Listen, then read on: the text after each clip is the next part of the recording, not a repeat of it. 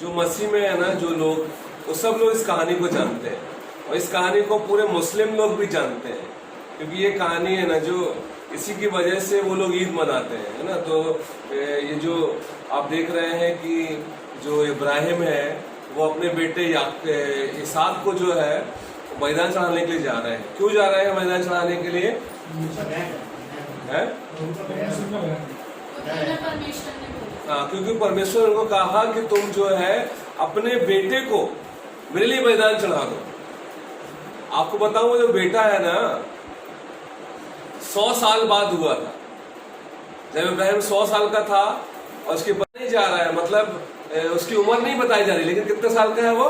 14 से लेकर 19 साल तक का। तो आप यहाँ पे भी देख रहे हैं सब जवान लोग बैठे हैं, सबकी उम्र इतनी ही होगी, है ना, 14 से लेकर 19 साल तक, ज्यादा से ज्यादा, ठीक है, और बाकी थोड़ा उससे बड़े हैं। तो यहाँ पे आप देख रहे हैं कि जब पिता ने अपने बेटे को बोला चल बेटा अपन चलते हैं, परमेश्वर मैदान चढ़ाना है, और वो लोग चले गए। और जाने के बाद वहां पे जब ऊपर जा रहे थे तो बेटा पूछता है पिता सब तो हम ले आए, लेकिन मैदान चढ़ाने के लिए वो कहाँ है, मेमना कहाँ है?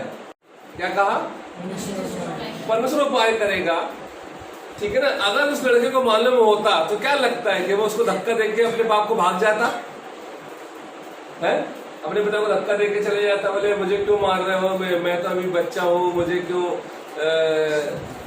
मैदान कर रहे हो, ऐसे करके वो बोलता है ना। परंतु उसको मालूम था या ना मालूम था, लेकिन वो क्या किया, लगातार आज्ञाकारी रहा, वो लगातार जो है अपने पिता की बात मानता रहा, ठीक है ना।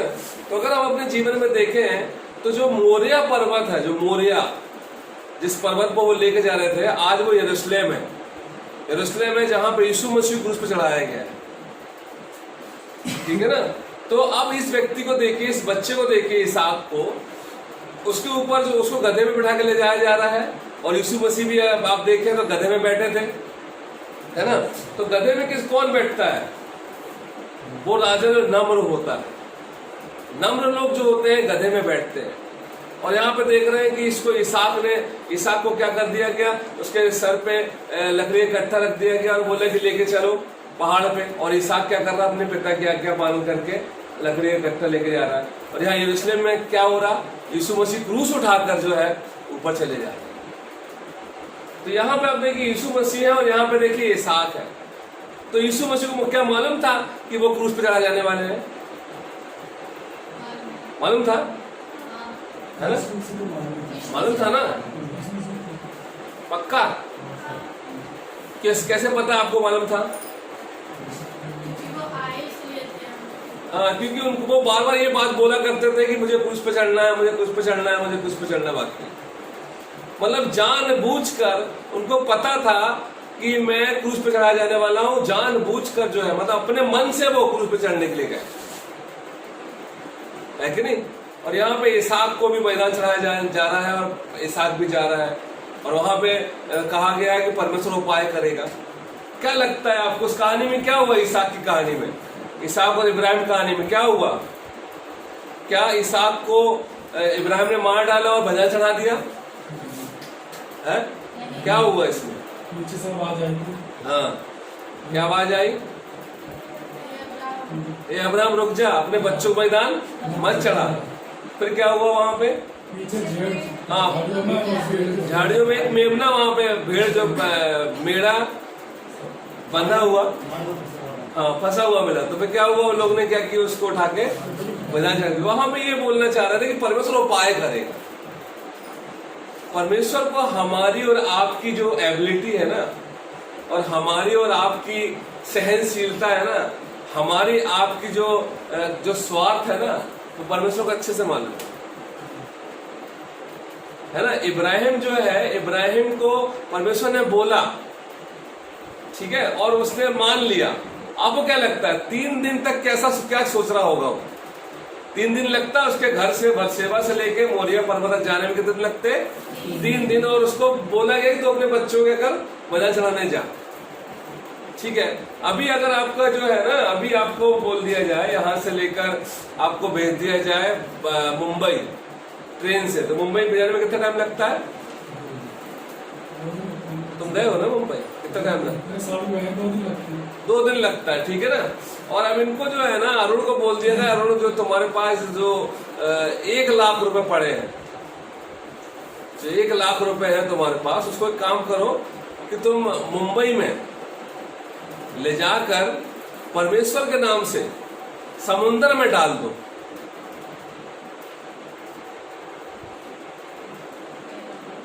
ठीक है।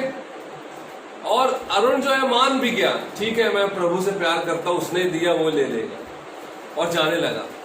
पर उसके मन में मतलब बार बार विचार आ रहा होगा कि आखिर क्यों परमेश्वर ने ऐसा किया, क्यों, क्या है, परमेश्वर है कि नहीं है, परमेश्वर सही बोल रहा है कि नहीं बोल रहा, मेरे 1 लाख इतनी मेहनत के, है ना, और मैं उसको पानी में ले आके डाल दूं, ये कैसी बात हो गई, ये कैसा परमेश्वर हो गया। और इब्राहिम भी लगातार यही सोच रहा होगा, अरे परमेश्वर ने मुझे दिया है, और 3 दिन 100 साल में दिया, और तीन दिन ये परमेश्वर क्यों मान रहा होगा, क्यों मांग रहा है, कहीं गलत तो नहीं सुना मैंने, अरे कहीं मेरे बेटे के किसी मेमने को तो नहीं बोला, किसी और को तो नहीं बोला। बार बार उसके मन में ऐसा संदेह आ जा रहा है। लेकिन इब्राहिम क्या कर रहा है?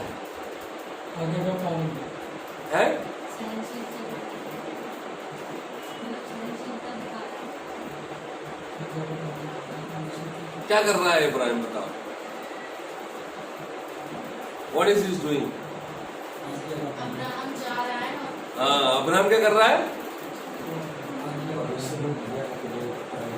सही में बोला है कि नहीं, पता नहीं है क्या है, मैंने गलत नहीं सुना, क्या मेरे बेटे को मारना चाहता है कि नहीं, कैसे परमेश्वर क्या सोच रहा है, कैसे परमेश्वर ऐसा कर सकता है, परमेश्वर वो क्या करने जा रहा है?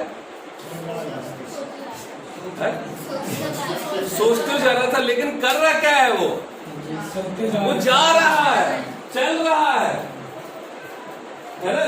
हमारे जीवन में भी ऐसे ही होता है, हम लोग सोचते जाते हैं, बार बार अप डाउन करते, डाउट करते रहते हैं, सोचते रहते हैं, अरे प्रभु वास्तव मुझसे प्यार करता है कि नहीं। और परमेश्वर में क्या देखता है?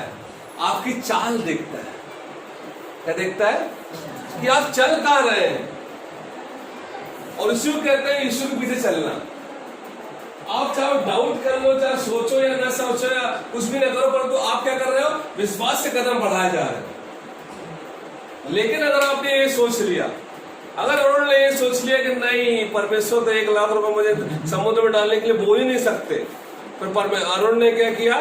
नासिक में उतरा और ट्रेन चेंज की और अपने गांव 1 लाख लेके, समझ रहे? तो क्या लग रहा है? उसने सही किया, गलत किया है? उसको कन्वेंस कर, वो आ रहा है, लेकिन उसको क्या करना चाहिए? लगातार जाते रहना चाहिए। और जब अरुण वहां समुद्र के पास पहुंचा 1 लाख रुपए लेके, है, और निकाला पैसा और घुमाने लगा समुद्र में फेंकने के लिए, तो आवाज आई, अरुण रुक जा, वो तूने 1 लाख रुपए है ना, उसको मत डाल, तेरे पैसे अपने जेब में रख। वहां पे एक नारियल पड़ा है, उसको उठाओ और उसको समुद्र में डाल।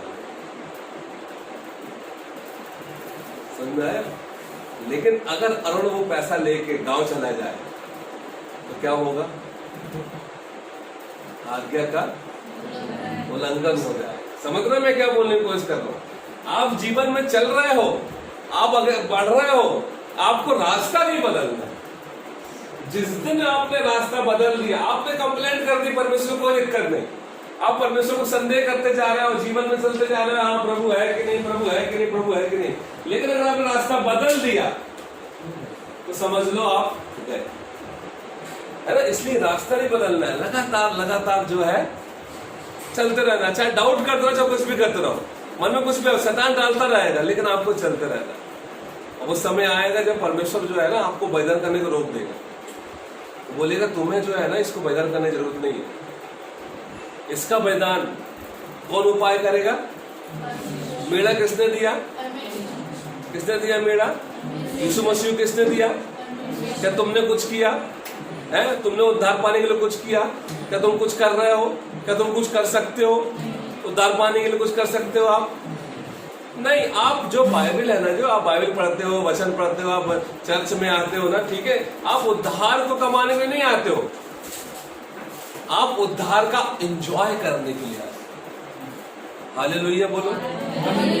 आप उद्धार का आनंद मनाने के लिए आते हो, है ना, कि हमें उद्धार मिला यीशु मसीह के नाम से। आप उसका धन्यवाद देने के लिए आते हो, आप उद्धार कमाने के लिए नहीं आते हो। समझ में आया ना? हम बलिदान क्यों चढ़ाते हैं? कोई व्यक्ति बलिदान क्यों चढ़ाता है मंदिर में? क्यों चढ़ाता है? ताकि उसके जो काम होते पड़े हैं वो बन जाए। नहीं, सही में ऐसे चढ़ाते हैं लोग, मालूम है, अपना काम निकालने में चढ़ाते हैं। परमेश्वर के पास आते हैं, बलिदान चढ़ाते हैं, बोले परमेश्वर मेरा ये काम हो जाए। है सही है गलत है? ऐसा ही करना चाहिए हमें भी कि नहीं? हमें क्यों बलिदान चढ़ाना चाहिए?